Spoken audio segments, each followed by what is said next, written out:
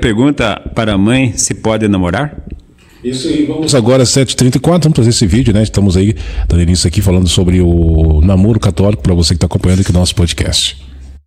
Mãe, eu conversei com o meu pai e ele falou que eu não posso namorar. E ele por que falou isso? Porque ele fala que eu não sou adulta, mas eu já sou adulta, já posso namorar, já tenho 15 anos e meio. Ah, tá, você já é adulta, né? Já. Tá, eu posso te fazer 3 perguntas? Tá bom. Tá. Você ainda briga por bobagem com seus irmãos? Brigo. Tipo, não gostou o que ele falou, vamos começar uma briga gigantesca, né? Sim. Tá. Ainda eu tenho que falar pra você arrumar o seu quarto porque é uma bagunça? Sim. E a terceira, filha, porque seu caráter é muito difícil. Você já aprendeu a controlar o seu caráter? Ainda não. Ah, filha, então, você ainda está em construção. Isso é muito lindo, está nesse processo agora. E seu pai e eu somos as pessoas encarregadas de te ajudar a te construir como uma pessoa de bem. Não tem que apressurar, filha. Porque também, né, a Bíblia nos fala, filha, que o casamento traz consigo aflição. E para os cristãos, o namoro é uma preparação para o casamento. Você já quer casar? Não. Filha, você sabe o difícil que é se casar? E ter que ver quem vai cozinhar todo dia? É muito difícil. Então, não se apressure, filha. Ainda não está nesse processo. Além disso, com certeza o menino com o qual você quer namorar também está em construção. E como vocês ainda não estão prontos, já você imagina como vai ser essa casa? Vai ser uma explosão, filha. Então não se apressure, filha, tenha calma. E se prepara, se construi nesse momento, construi a sua personalidade para chegar pronta ao momento do casamento. Você vai namorar, você vai se casar no momento, mas agora você ainda é a filha da mamãe, você é minha princesa, você é minha pequena. Você sabe, Natasha, quantas meninas se apressuraram e hoje estão sofrendo as consequências? Muitas. É muitas, filha. Então não se apressure. Desfruta desse tempo em Deus, com sua família, em que ainda sua mãe e seu pai estão para te cuidar, te consentir e fazer as coisas por você, né, filha? Sim, você ainda é minha pequena filha. E aí, esse vídeo, né, falando sobre o namoro católico é muito importante aí, né? Essa mãe orientando a filha aí que quer namorar. E a gente sabe que hoje, né, a sociedade hoje praticamente é muito difícil as pessoas aderirem, né, ali o namoro católico, o namoro cristão, porque a maioria dos namorados hoje já namora com segundas intenções, né, já praticando praticamente aí, né, a fornicação. E é uma coisa que é o que mais acontece hoje nesse mundo. Antigamente as pessoas iam namorar, olhar o buraco da porta, o buraco da janela, né? Porque os pais não deixavam nem praticamente aproximar. Hoje, infelizmente, hoje, né? As pessoas hoje não têm a noção, né? Do que é isso, né? Do casamento, do namoro cristão, de preparar para um bom casamento, o casamento diante de Deus. Mas como se diz, né? Jesus diz nas mensagens que é muito bom a gente falar, alertar, orientar os nossos irmãos com relação a isso, né? Principalmente na questão dos pais, né? Falar com os filhos, né? Sobre isso, com relação ao namoro, né? Que é importante namorar sim, mas desde que seja um namoro mais voltado, né, um namoro cristão, um namoro mais voltado para a vontade de Deus, né, para que se prepare para que seja, né, para que esteja no futuro bons casais, bons cristãos. E como a gente sabe, né, que nos tempos de hoje a própria Bíblia nos orienta sobre isso, né? Sobre o namoro cristão, namoro, né? Na Bíblia fala sobre o relacionamento, né? E como as pessoas devem se comportar antes do casamento. A Bíblia não fala sobre o namoro por uma razão muito simples. Namoro é um conceito muito recente e não existia na forma como conhecemos hoje, né? Quando a Bíblia foi escrita. Na Bíblia, vemos que as pessoas entram em uma dessas categorias, né? Amigos, irmãos em Cristo, noivos ou casados, só existia amizade ou compromisso e era sério. Ainda assim, podemos retirar alguns princípios teológicos, né, que podem nos ajudar a entender o que Deus espera de quem está namorando, né? Hoje as pessoas praticamente, né, não buscam aderir a isso, mas o namoro deve ter um objetivo que é o quê? O casamento. Se você está namorando, né, tem que ter o objetivo de transformar esse namoro num casamento, né, como a vontade de Deus sempre pede, porque não adianta a gente, né, você entregar no namoro e continuar, né, praticando os pecados e depois, né, não chegar aí a um casamento. É uma coisa que realmente acontece nos tempos de hoje, que a maioria das pessoas namora, mas com outras intenções, que é, né, o namoro deve ter um objetivo, casamento. O outro é o cristão. Cristãos devem evitar namorar não cristãos, né? Que é muito importante, né? Se você é católico, procurar uma pessoa da sua fé, da mesma fé. E lá em 2 Coríntios, capítulo 6, versículo 14, diz: alguém que já nasceu de novo deve evitar um relacionamento romântico com um não cristão. Lá em 2 Coríntios, capítulo 6, versículo 14, né? Também encontrar a pessoa certa, né? Sempre colocar Deus em primeiro lugar, né, no seu namoro. Perguntar, né, se a pessoa é certa, se a pessoa é a vontade de Deus mesmo que isso aconteça.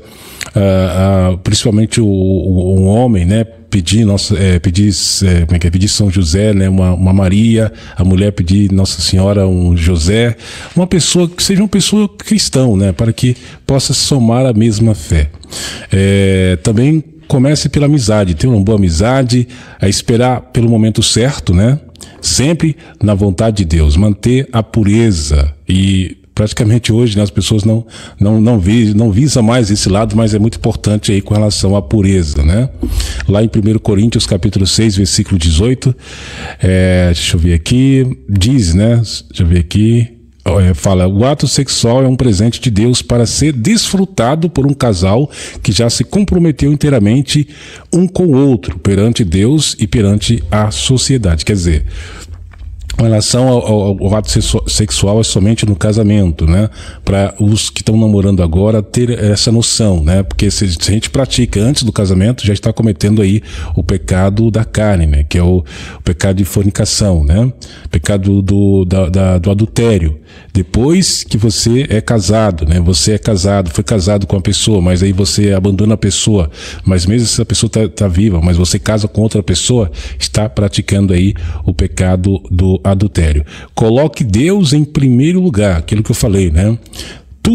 Em tudo isto, Deus deve ocupar o primeiro lugar de cada uma das pessoas envolvidas. Principalmente, né? É uma coisa muito importante, porque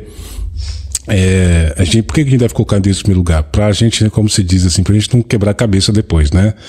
Porque Deus, em primeiro lugar, Ele vai te orientar, né, como você deve fazer, e vai, ao mesmo tempo, te dar força, coragem, para que você dê certo com a pessoa certa, né? Hoje nós somos casados. A pessoa que está do seu lado hoje, casada com você, ou que seja homem ou mulher, né, casada com você, esposo ou esposa, foi Deus que te deu essa pessoa. Essa pessoa vai conviver com você pro resto da sua vida, até na hora da sua morte. Então, o que a gente deve fazer? Buscar, né, a cuidar dessa pessoa. A palavra de Deus fala, né, que a esposa, o marido deve cuidar da esposa como Jesus sempre cuidou da igreja, né? Amar a esposa como Jesus amou a igreja. Isso é muito importante, porque se é uma pessoa que vai ficar do seu lado pro resto da sua vida, precisa ter amor, né? Precisa ter paciência, precisa saber, né, lidar com essa pessoa. Apesar que viver a dois não é fácil, né? Mas tem que ter muita paciência. E isso vem de Deus, né? Toda graça vem de Deus. Por isso que é importante Deus ser o pilar no casamento, né? Para que seja um casamento abençoado.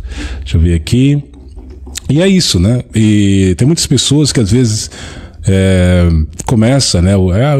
Tô namorando com fulano, mas eu vou namorar com fulano, vou ficar um tempo ali, se fulano não casar, eu vou abandonar fulano, porque não vai dar certo.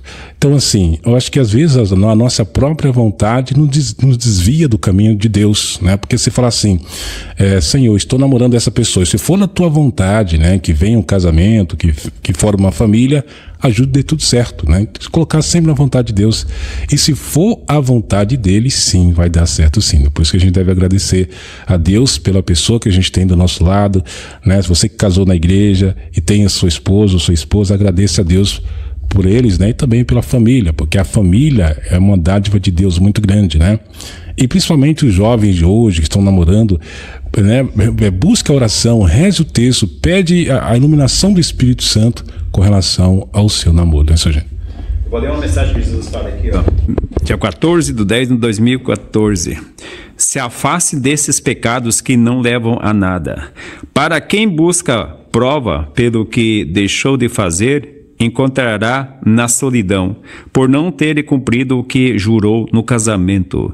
Ser fiel a um ao outro, esta união não foi forçada. Ambos aceitaram casar para ter seus filhos, e os filhos não pediram para nascer.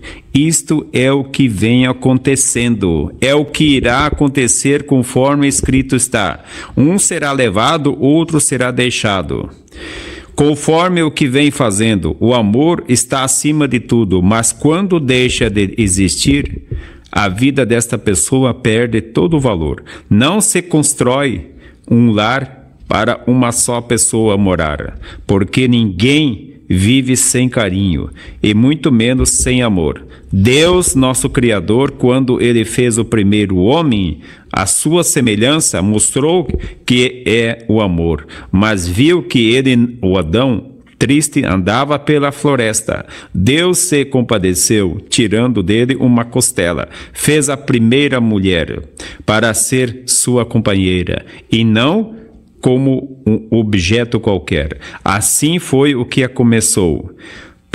Por não terem feito como foi pedido, o diabo se aproveitou da fraqueza da Eva e ela desobedeceu ao que Deus tinha pedido. Então veio o primeiro pecado, e a este pecado, se não houver respeito mais um para com o outro, deixa de cumprir seu juramento. Se vier cometer adultério outra vez, esse pecado muito mais diante de Deus. Todos aqueles que vierem a quebrar seus juramentos por não poderem mais viver juntos, que fiquem sozinhos até o momento da separação, para depois então casar, se for de sua vontade. Mas sempre haverá momento da tristeza, do primeiro casamento. Por isso, quem vem nesta direção, faça como a Bíblia diz: não procure mais o desejo carnal, e sim viver uma vida só para Deus. Essa é boa vivência para uma alma viver em paz, porque daqui por diante muitos não irão suportar a viver juntos, porque o diabo sempre vem oferecendo coisas melhores, principalmente pela tentação da carne. Filhos, vós que vêm sendo escolhidos, não percam a chance de vem tendo. Se afaste destes pecados, que não levam a nada. Maria Santíssima, Pedro II. Então, aqui essa é a tentação que o diabo faz, essa tentação, principalmente aquele que se separou, porque separa, o diabo já coloca, por exemplo, o homem separa, o diabo já coloca outra mulher na vida dele para cair em pecado, ou tanto faz para o homem ou para a mulher, assim que o diabo está fazendo nesses tempos. Então nós temos que viver, por isso que muita gente hoje vive em castidade. Eu quando li as mensagens que Jesus falava, como Nossa Senhora está sofrendo, principalmente os padres, as freiras fazem esse. Então Deus precisa das almas virgens, almas puras, para